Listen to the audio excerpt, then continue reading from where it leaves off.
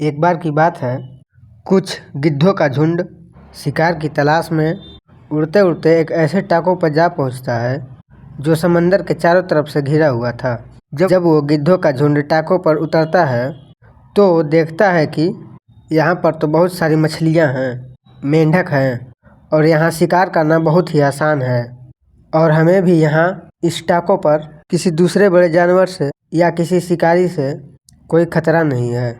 तो गिद्ध वहाँ उस टापू पर भरपेट मछलियाँ, मेंढक और केकड़े खाते हैं और 2 दिन तक उन सारे गिद्धों का झुंड उसी टापू पर रुका रहता है।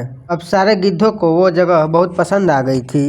उन गिद्धों में से किसी का भी मन वो जगह छोड़कर जाने का मन नहीं था, क्योंकि उन गिद्धों का शिकार करने के लिए ज़्यादा मेहनत नहीं करनी पड़ रही थी।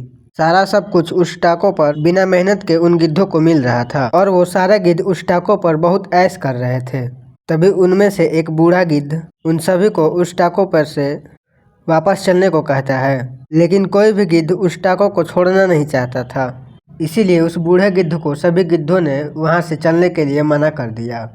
उस बूढ़े गिद्ध ने उन्हें बहुत समझाया, लेकिन कोई भी वापस चलने के लिए राजी नहीं हुआ। अब वो बूढ़ा गिद्ध उस टापू से वापस अकेले चला जाता है और तकरीबन 1 साल के बाद वो बूढ़ा गिद्ध उन टापू पर फिर से वापस आया तो उन टापू का नज़ारा बहुत ही भयानक और दर्दनाक हो चुका था। यहाँ देखो, वहाँ गिद्धों की लाशें पड़ी हुई थी और कुछ गिद्ध घायल पड़े हुए थे।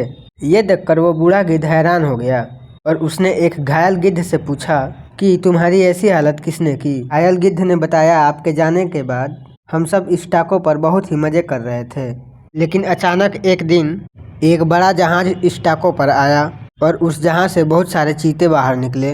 हमने जैसे ही उन चीतों को देखा और उड़ने का प्रयास किया तो हमारा ज़्यादा वजन होने की वजह से हमसे उड़ा नहीं गया और हमारे पंजे और नाखून भी कमज़ोर हो चुके थे।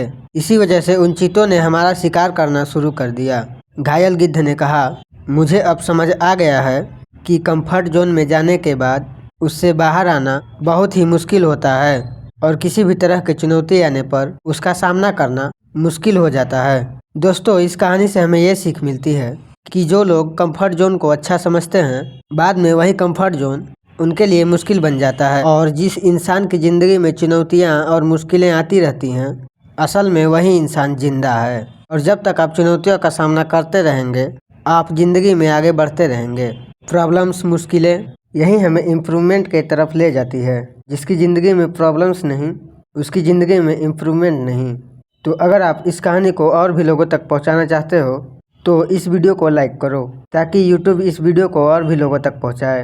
और कहानी अच्छी लगी हो तो हमारे चैनल को सब्सक्राइब ज़रूर करें।